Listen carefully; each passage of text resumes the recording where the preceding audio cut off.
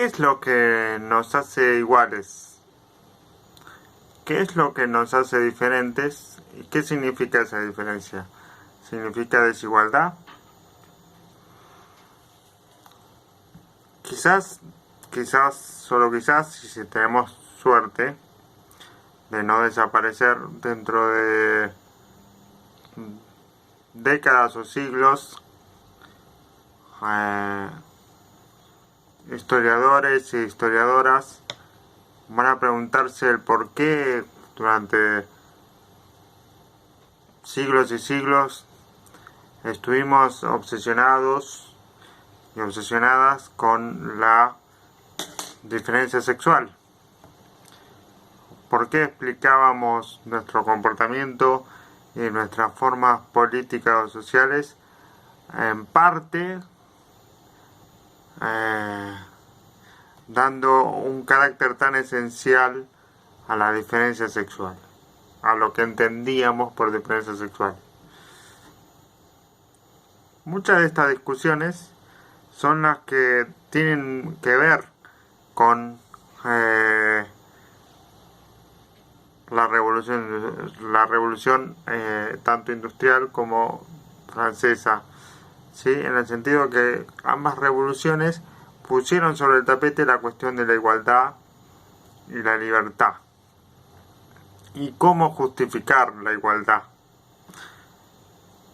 Habíamos visto la Revolución Francesa como que había inaugurado una nueva época o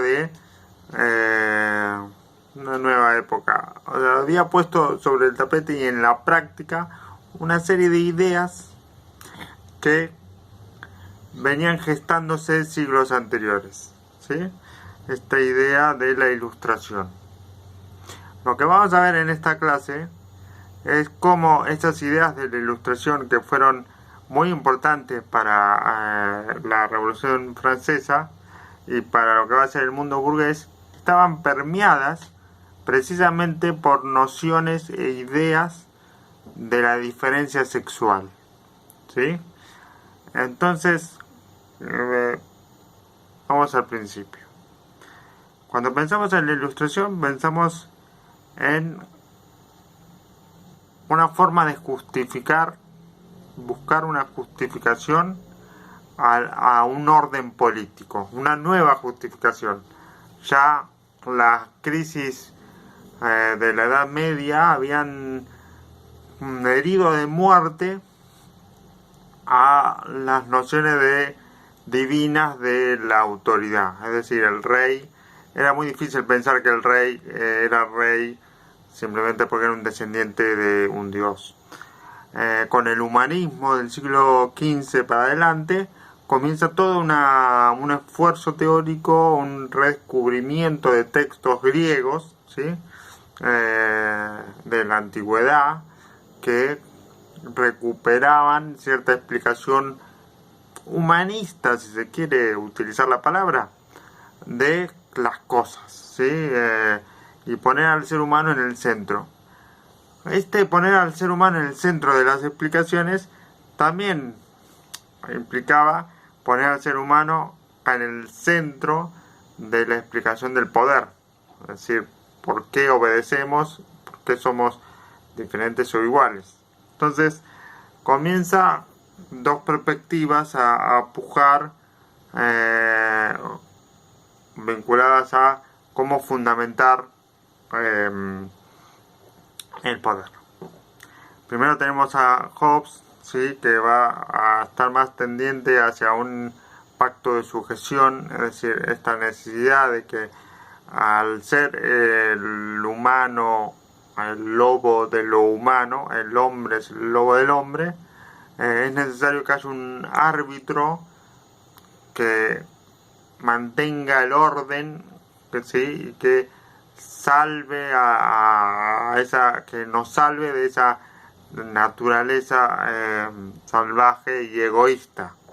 Por eso el Estado tiene que ser absolutista, ¿sí? El Estado tiene que ser el leviatán que nos proteja de nuestras tendencias destructivas naturales, estableciendo un pacto de imposición casi. Ahora bien, Rousseau, un siglo después, va a tener otras ideas. Principalmente va a plantear que lo que es necesario es un pacto de unión, debido a que el ser humano no es malo por naturaleza, ni es salvaje por naturaleza, ni es el lobo del hombre, sino que construye su vida comunitaria a partir de la colaboración mutua. Y esa colaboración se da a través de pactos. Todos estos pensadores piensan en pactos, ¿no? Esta cuestión de principalmente Rousseau, Voltaire, Locke, en el siglo XVII también, para pensar en la idea de que los individuos, que los hombres nacen iguales y se transforman en individuos. Individuo puede ser entendido como una parte de la sociedad, ¿sí? La parte va como un átomo de la sociedad, ¿sí? Pero también puede ser entendido como una forma de pensar la igualdad, lo que se llama el individuo abstracto. Es decir, que estos pensadores comienzan a elaborar esta concepción de individuo abstracto, que es más allá de haber nacido naturalmente iguales, podemos sobreponernos a nuestras diferencias y lograr pactos de acuerdo, ¿sí? Ahora bien, estos pactos de acuerdo tienen la contradicción de que al mismo tiempo que instauran un individuo que supuestamente puede trascender a las diferencias, principalmente estaban pensando en las diferencias de estatus, ¿sí? De nobleza, y instaurar una serie de igualdades o nociones de igualdad abstractas. Esta igualdad se frena con la diferencia sexual. Es decir, la idea del pacto, de establecer un pacto, implicaba establecer un pacto para el gobierno, ¿sí? Es decir, yo elijo a mis representantes y ellos me representan. También implicaba el pacto laboral, que aquí vemos el salto que hay, el cambio de mentalidad en cuanto a pensar la productividad y el trabajo, es decir, pasar de la esclavitud o del siervo de la gleba, que tenía una relación más de vasallo, ¿sí? A una relación más de pacto, en donde supuestamente, entre comillas, que el trabajador podía establecer un contrato con su empleador. Obviamente, como vimos en la Revolución Industrial, la situación de desigualdad era tal que ese pacto de laboral, que era muy desigual, es decir, no había otra alternativa que emplearse en las fábricas, en las grandes fábricas, después de que uno había perdido todo, ¿sí? En cuanto a destrucción de la tierra comunitaria, etc. Pero también se hablaba de un pacto matrimonial. Todo individuo tenía el derecho de construir un pacto matrimonial. El problema es que esto no implicaba que las mujeres estuvieran en una posición de igualdad en cuanto a individuos para realizar el pacto. Las mujeres, según estos pensadores, estaban siempre atravesadas por la cuestión de naturaleza y de división natural del trabajo. ¿Qué es esto de la división natural del trabajo? Es una concepción que entiende las características, o sea, le asigna a cada sexo un trabajo, ¿sí? O una cantidad de trabajos.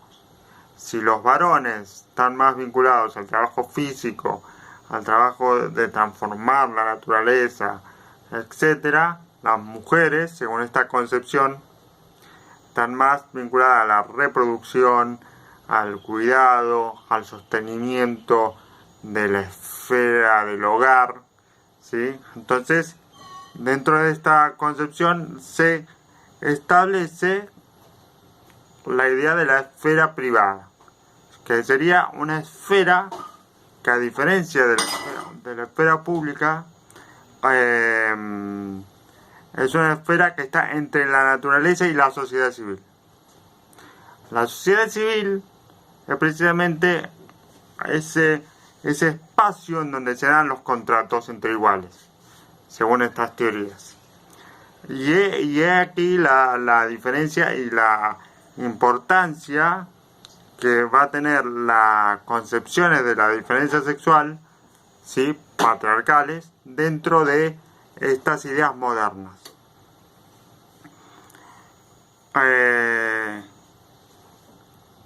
Y de alguna manera estas concepciones, podríamos decir, paréntesis en las nociones de igualdad vinculadas a la diferencia sexual, van a llevar a grandes contradicciones dentro del proceso revolucionario francés, porque muchas mujeres que participaban de los espacios de circulación y de debate de las discusiones sobre la ilustración, sobre el poder, principalmente mujeres vinculadas a los sectores de la alta burguesía, de la nobleza, que de alguna manera también intercambiaban de ideas y conceptos en reuniones y fiestas, ¿sí?, que eran pensadoras de por sí, comienzan a tener grandes dificultades a la hora de poder plasmar en pie de igualdad estas ideas de individuo abstracto. O sea, llegan de alguna manera tarde y no son bienvenidas a la idea de la igualdad en cuanto a individuo abstracto, ¿sí? Es decir, los revolucionarios que toman esta idea del pacto para fundamentar sus nuevas formas de gobierno no reconocen en la mujer un individuo capaz de establecer un pacto en igualdad de condiciones, sino que la consideran como parte de una esfera privada, más vinculada a lo natural, a lo reproductivo y a los cuidados. Un poco esto era lo que nos había quedado en el tintero para terminar de ver la Revolución Francesa y terminar de entender esta cuestión de ciudadanía, que va a ser siempre una ciudadanía en disputa, que va a ir esta disputa creciendo a lo largo de todo el siglo XIX, ¿sí? Ya sea por esta contradicción vinculado a lo femenino, a la diferencia sexual, como también a la otra contradicción que tiene que ver con con el contrato de trabajo, que lejos de ser igualitario es una forma de desigualdad más, como se puede ver en las primeras sociedades burguesas luego de la doble revolución, en donde el nivel de desigualdad es altamente concentrado, podemos decir. Y de alguna manera esta desigualdad vinculada al contrato sexual va a tener que ver con el surgimiento del feminismo. El feminismo va a surgir como, según dice Sánchez Muñoz, como el hijo no querido de la Ilustración, ¿no? Un movimiento que de alguna manera va a reclamar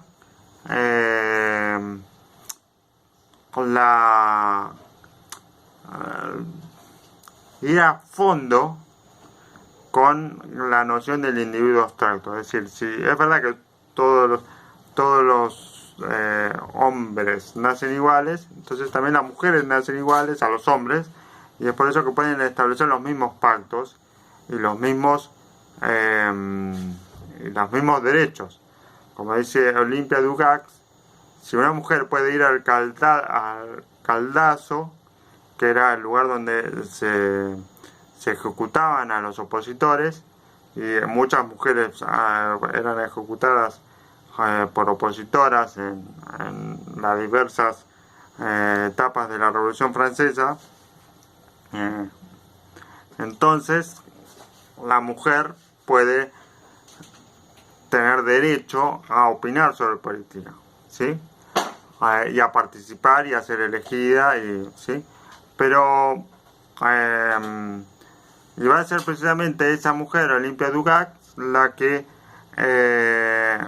va de forma provocativa durante el periodo jacobino, justamente reaccionando a la proclamación de los derechos del hombre y del ciudadano, va a elaborar un documento que se va a llamar Los derechos de la mujer y la ciudadana.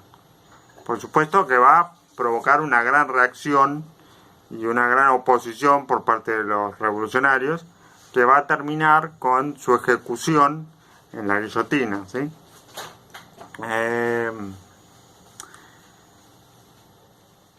Entonces tenemos esta idea, este fenómeno, ¿sí?, histórico de una revolución que, al expandir y al buscar los nuevos conceptos y nuevos fundamentos del derecho político y del gobierno, ¿sí?, termina elaborando una idea de igualdad que termina quedando trunca, podríamos decir.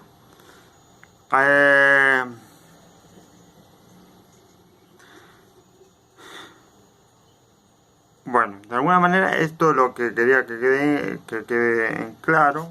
Hay que tener en cuenta que esta lucha, esta idea trunca de igualdad, va a ser objeto de continuos reclamos y luchas y organizaciones, tanto del feminismo como de la clase obrera, ¿sí?, que va a concentrarse durante el siglo XIX entre muchas ramas, en la cuestión de la ampliación del sufragio, ¿no? Esta idea de la igualdad trunca va a dar por resultado, a lo largo de todo el siglo XIX,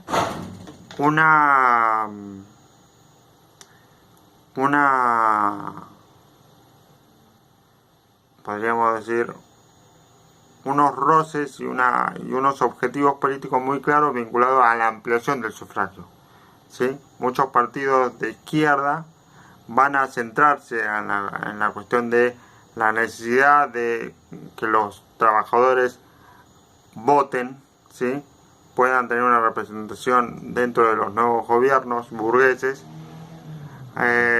Y también el feminismo va a organizarse en lo que se va a conocer como la segunda ola feminista, que es la ola sufragista, que va a poner su centro, su objetivo político en el derecho al voto. Derecho al voto que va a llegar recién ha entrado el siglo XX en la mayoría de los países de Europa y del mundo inclusive. En Francia va a ser en 1944, y luego va a haber toda una reflexión sobre hasta qué punto el derecho al voto implicó o no la concreción de la igualdad. Muchas feministas de la tercera ola van a plantear que el derecho al voto no fue suficiente para establecer una igualdad, y que los marcos de igualdad están en los propios roles de género, abriendo una serie de problemáticas que son muy interesantes y muy complejas, ¿sí? Que bueno, ya más adelante vamos a ver. Entonces, lo que queda claro es que la Revolución Francesa establece por un lado, barre con lo que se puede llamar y denominar antiguo régimen, y por otro lado que establece una sociedad burguesa que tiene en su interior una gran contradicción vinculada a la igualdad y a la libertad, ¿sí?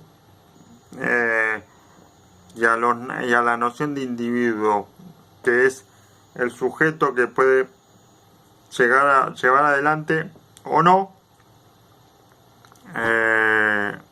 contratos libres o no. Y esto va a impactar tanto en las cuestiones laborales, como en las cuestiones de género, como también en las cuestiones raciales. Es decir, un europeo no va a ser nunca, durante el siglo XIX, un ciudadano igual que un ciudadano o un esclavo de alguna de sus colonias, ¿sí? Eso lo vamos a ver en la era del imperialismo. Entonces, como ven, insisto, se establece una serie de tensiones vinculadas a la igualdad y contradicciones vinculadas a las nociones de igualdad, y un esfuerzo constante por justificar las restricciones a la igualdad. Es decir, las mujeres no pueden participar en política porque su misión es ser madres y cuidadoras del hogar. Los trabajadores no pueden participar en política porque no sabemos lo que pueden llegar a hacer una vez que elijan a sus representantes. Los esclavos y las personas de nuestras colonias no pueden ser ciudadanos porque no están lo suficientemente evolucionados para tomar decisiones propias. Entonces, vamos a entrar en ese territorio, ¿no? Un territorio de una burguesía orgullosa de sí misma que tiene esta serie de discursos justificativos de su propia superioridad, ¿sí? Y sus propias nociones de igualdad y de libertad, que van a ser constantemente desafiadas tanto por el movimiento obrero como por el movimiento feminista y los movimientos que de a poco, a lo largo del tiempo, van a ir cuestionando las luchas, las acciones imperialistas de los países europeos sobre África, la India y sobre el territorio latinoamericano, que va a tener sus características particulares. Pero lo principal de esta clase es, quiero que entiendan del texto de Sánchez Muñoz, es esta idea de cómo pesa la diferencia sexual, ¿sí?, a la hora de pensar la igualdad y a la hora de pensar la esfera pública y privada, que va a ser la forma en que va a adquirir la sociedad cuando la burguesía adquiera o sea el sujeto predominante de la sociedad luego de la doble revolución. Es decir, una sociedad con dos esferas bien marcadas, con una noción de naturaleza vinculada a lo femenino que la va a restringir de los derechos políticos, ¿sí?, que va a producir una lucha constante de parte del feminismo por lograr una participación política, una dura crítica a las ideas de la Ilustración por parte debido a esto, ¿sí? Y bueno, eso. Bueno, espero que se encuentren bien, espero que este video les sirva para leer Sánchez Muñoz y para hacer el trabajo práctico. Recuerden ver la película. También es interesante pensar la película en cuanto a cómo estas nociones, ¿no?, de género, de un sujeto masculino activo, ¿sí?, capaz de producir política, capaz de decidir por sí mismo, y este sujeto femenino vinculado a lo privado, al cuidado, a la pasividad, ¿sí? Que tenía un fuerte justificativo en las ciencias biológicas de la época, ¿sí? Aquí también hay que cuestionar incluso a la ciencia y pensar a la ciencia dentro de un marco social determinado, importante.